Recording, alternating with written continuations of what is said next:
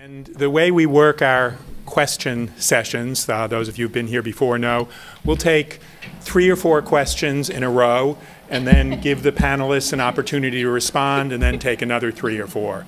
So let's get some questions on the floor. And maybe identify yourself as you speak. Hi, my name is Mara. That's on.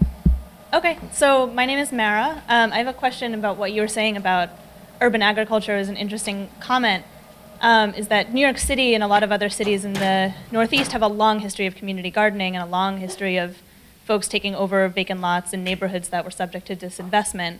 And that's almost entirely in neighborhoods of color. And so this has been going on for a long time here.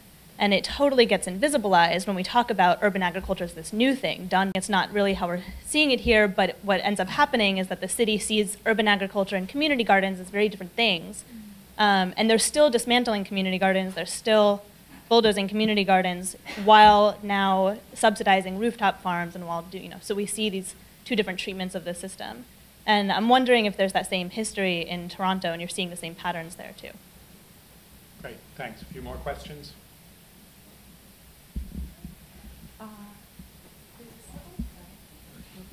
Hi, my name is Kendall. I'm at the Institute of Human Nutrition at Columbia, and thanks for all of your wonderful remarks.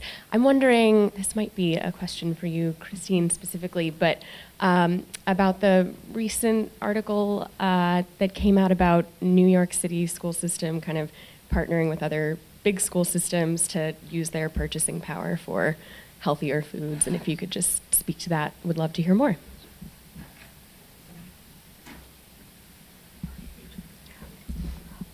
I'm thrilled with all of what you said. Is it Miss Field? Debbie, yeah. Debbie, on your website, do you have a bibliography? Do you have a bibliography of books? Because that went by very fast. And as long as we're talking about being immigrants and Jewish, I would ask anyone in the audience, is there anything on the level of this radicalism that anyone is doing for the once every 7-year biblical practice that we were supposed to, let the land go, fallow. Yeah, just that. I think it would be wonderful to do something radical for it this year. And one more, and then we'll give the panelists a chance to answer. Okay, this may be outside the realm of the presentation, but this is the second presentation I go to here, and I'm just surprised that nobody suggests that we attack the excessive purchases, excessive demand of food, and 40% waste that you constantly read about. I think we're doing all this to improve the availability of good stuff by 10, 15%. It's a miracle, and we're wasting 40%. It seems like we should start from the bottom. Good. Great questions. And so maybe we'll start with Babette, and people should respond to the questions when they have something to say, and not everybody needs to respond to each question. I think the only question I'll answer quickly to the waste question, and I think that's to me always been an interesting push-pull. There was a lot less waste on the consumer end when food cost a great deal more. However, one of the reasons why food cost so much in the earlier decades of the 20th century was because a lot of food was literally left to waste. Whether it was in a train depot in New Jersey or it was because there was a corrupt racket around things like artichokes, which we've all read about, but it could also have been apples from upstate New York. So I think the waste question is very serious, and I think it would be interesting to think about ways to address that. Certainly in terms of our food practices and the way that we model food behaviors, whether it's in schools or hospitals or anywhere else. If I may just make a quick plug, and I'm really glad Mara asked that question about community gardens and rooftop farms. I just want to make a really quick plug for your comment about the urban ag movement in general being associated with sort of these, elite or upper income folks. We have a half-acre organic farm at Kingsborough Community College where Mara and I both work.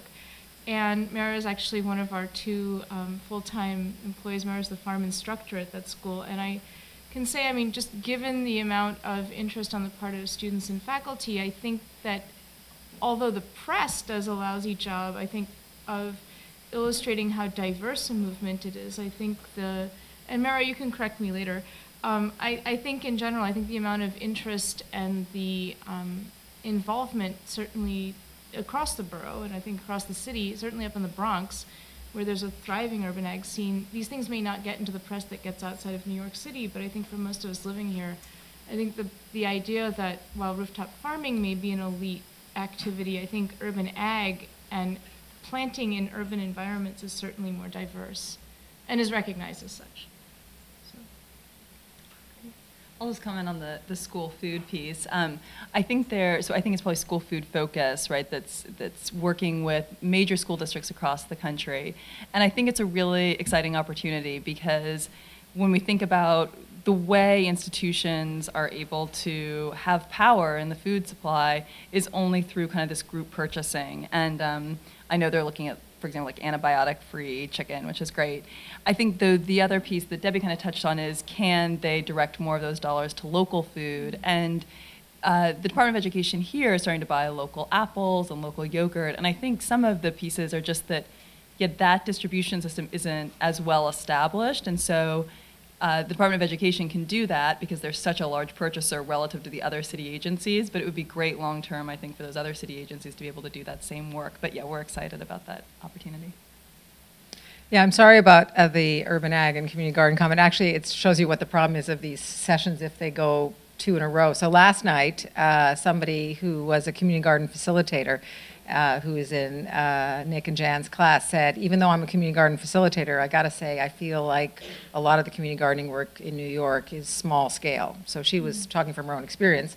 And on my way to the class in East Harlem, I passed a community garden, and people have plots about the size of this table. And so I believe and love community gardening, and my organization is the innovator of community gardening in Canada and the first people to ever do it. So I think it's very important, but mostly as community building, empowering, creating small pieces of income transfer to myself as a gardener. How does it go to become bigger scale? How could we have a community gardening? Her question to me last night was, she was surprised that I was promoting community gardening so much because she felt it was, as a community garden practitioner, too small scale. So then we got into the whole thing about Zabars and rooftop stuff, and she and everybody in the class was saying that's mostly for the wealthy. So clearly, you're absolutely right. All around the world, people growing food where they are, mostly communities of color, is a very important thing. It's about sharing resources with it so the media does see that's important, and also making sure there's enough space in it and that news facilities like that housing create bigger conditions and make it a norm for all new housing. So it's a very important piece to it. Around the waste thing, just so I can stay with controversy as a way of showing that I am from New York, part of the discussion that Jan and I have been having about free food or small cost of food has to do with waste and what I learned as an environmentalist. So in my own evolution, I was a social justice activist, and then I became an environmentalist. And as I began to really think about environmental issues, I looked at cost and free in a completely new way. And when I started, in Canada we don't have a federal school food program, so I entered this whole field as a parent involved in trying to get a hot lunch program for my son who's 30, he was 6 going into school. There was nothing in the school at all, and I had to help create a program. And I assumed that we were talking about a free hot lunch program because I grew, when I was in grade 3, when I lived in Brooklyn, my mom was a widow, she made minimum wage jobs, I had free hot lunch. So I assumed Canadians would have a free hot lunch program. And a woman who worked at Food Chair, and I actually am not a founder of Food Chair, there was a Food Chair before me, and she was at Food Chair when I wasn't there.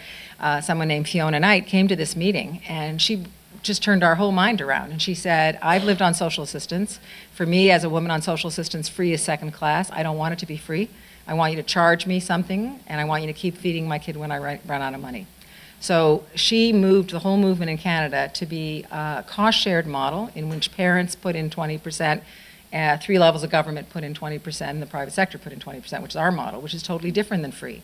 And the concept is that as a child, even a high school student or a little kid, if you put even a nickel in, you potentially aren't going to waste it. So right now in Toronto, we have waste fees for for curbside pickup, where you can pay for a small, a medium, or a large. We know, and there's tons of research on environmental programs that teach us that the best way to help people not take a lot on their plate is actually to maybe give a small price differential. But it has to be minute, because it can't discriminate, and it's very complicated too. But I do think that part of the problem with waste, and again, it was again, just keep attacking this great breakfast that I adored because it was so tasty. There's a lot of waste out there, right? So how do we not put out, we believe that to have a party, you got to put out a lot of food, and that we should have tons of plenty all the time. So it's a whole rethinking to get to that reduction from the 40% waste, which is really a problem.